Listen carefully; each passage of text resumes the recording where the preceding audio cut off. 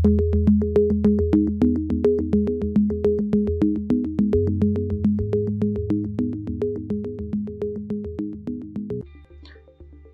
berikutnya pertanyaan dari Cuneng ya. Nah, ini pertanyaan adalah apa perubahan yang terjadi pada industri komunikasi, media, dan khalayak atau audiens yang diakibatkan oleh perkembangan teknologi. Nah, kalau kita lihat perubahan saat ini sangat drastis ya. Contohnya, kita bisa lihat keadaan kita saat ini. Nah, ini adalah sebuah pola perkembangan teknologi. Nah, jadi kalau kita kenal kalau zaman sekarang itu adalah revolusi industri 4.0.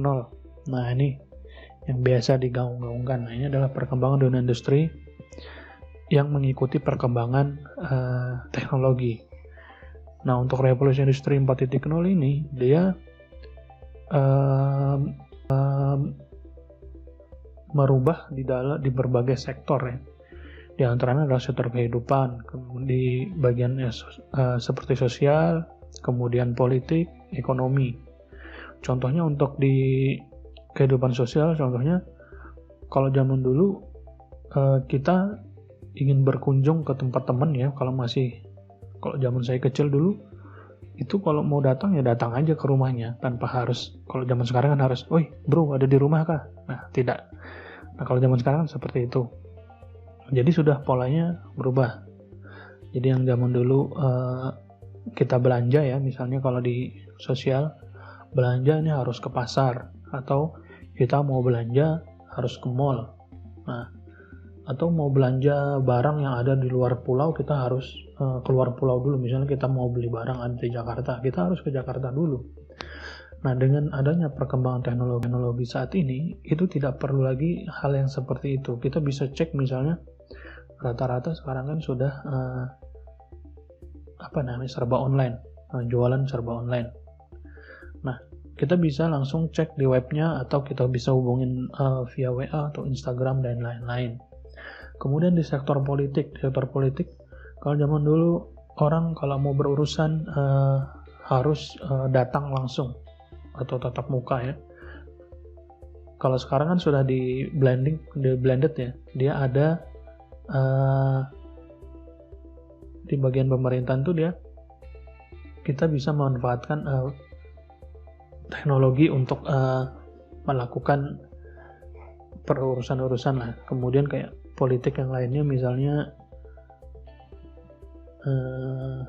ini, kalau kita lihat yang kemarin pemilihan presiden, kalau zaman sebelum teknologi itu semua mulai dimanfaatkan, itu kayak penghitungan itu dilakukan manual, dan hasilnya kita bisa tahu mungkin seminggu atau sebulan setelahnya. Tapi dengan adanya teknologi saat ini di dunia politik, nah itu kita bisa tahu progres perkembangan hasil polling perhitungan pemilihan presiden dan wakil presiden dengan cepat.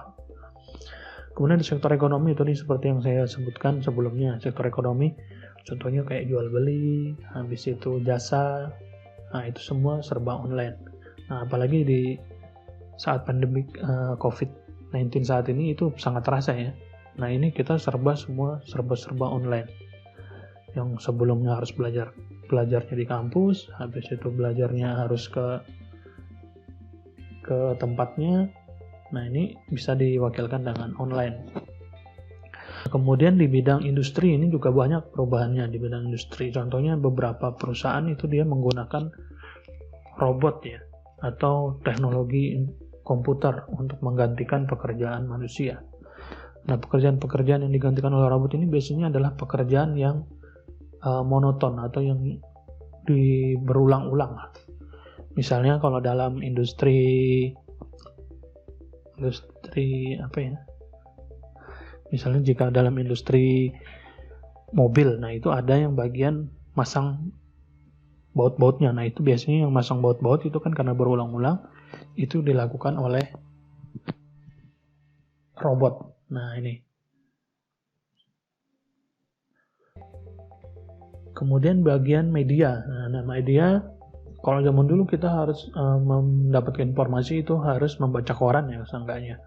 Baca koran, majalah, atau nonton TV. Kalau sekarang perkembangan media itu sudah sangat pesat.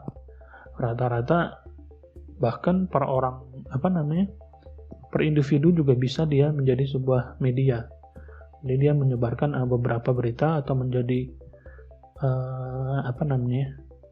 kontributor berita gitu ya. Karena sekarang kan ada itu di beberapa stasiun TV itu dia memberikan sukarelawan kontributor. Jadi nanti misalnya beritanya diupload kemudian dan bagus beritanya, mereka dapat komisi. Nah, itu untuk yang media. Kemudian untuk khalayak atau audiensnya. Nah, audiensnya ini kita lihat saja banyak perubahan di masyarakat. Yang sebelumnya kalau zaman dulu ya, perkembangan teknologi ini memang ada sisi positif dan negatifnya. Ini kita contoh ambil yang positifnya ya. Saya ambil contoh misalnya pada masyarakat itu dia bisa berkomunikasi kapan saja, tidak tahu yang penting terhubung, itu dia bisa berkomunikasi kapan saja. Kalau zaman dulu itu kalau berkomunikasi kalau bertemu saja atau lewat surat, nah itu tidak bisa secara langsung ya. Nah, kemudian kalau sisi negatifnya, kalau zaman dulu kalau kumpul-kumpul itu pasti ngobrol, ada yang diberbincangkan. Tapi kalau zaman sekarang pada saat ngumpul rata-rata pegang HP sendirian ya. Nah, kalian tahu kalau udah pegang HP sendiri semuanya jadi diam. Jadi kalau teknologi ini ada dua sisi. Nah, kalau contohnya itu ibaratnya yang dekat jadi jauh, yang jauh jadi dekat. Nah, itu memang ada istilah seperti itu. Yang dekat dari jauh yaitu misalnya kalau kita lagi ngumpul-ngumpul dengan teman atau dengan keluarga itu pada pegang HP sendiri, itu kan kita dekat, tapi terasa jauh tanpa ada komunikasi. Tapi sisi positifnya kita bisa merasa dekat dengan orang yang jauh. Misalnya ada orang tua ada di kampung atau orang tua ada di luar daerah. Nah, pada saat menggunakan teknologi kita bisa menghubungi mereka kapan saja. Jadi ada sisi positif dan negatifnya. Nah, ini yang bisa saya jelaskan untuk